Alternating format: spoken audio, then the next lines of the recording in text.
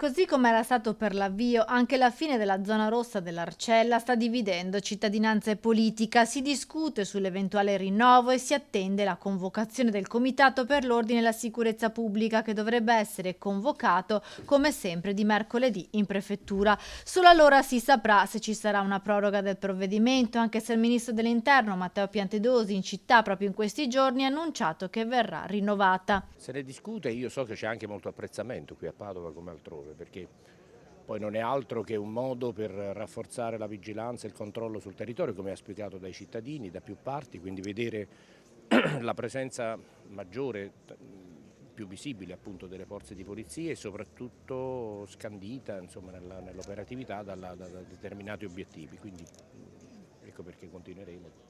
L'amministrazione cittadina con il sindaco Giordani sperava invece in una conclusione della zona rossa e in consiglio comunale verrà presentata una mozione per esprimere la contrarietà alla zona ad alto impatto. Anche per la consigliera regionale del Veneto che vogliamo, Elena Ossanel, l'esperienza va conclusa e replica così alle parole del ministro. Il ministro non riesco a capire in base a cosa dica che qui viene ben accettata la zona rossa, perché appunto parlando con residenti, commercianti, cittadini, abitanti, la zona rossa dicono non è servita a cambiare la situazione, non è stata efficace, è un provvedimento spot e propagandistico. Ecco, lo dice anche in realtà il nostro comune, il sindaco Giordani si è sempre espresso appunto con contrarietà. I commercianti dell'Arcella a maggio avevano scritto una lettera al presidente Mattarella preoccupati per l'effetto negativo che l'appellativo zona rossa avrebbe avuto sul quartiere, il più popoloso della città. Per prendere in carico delle questioni così complesse non servono provvedimenti che non arrivano al risultato.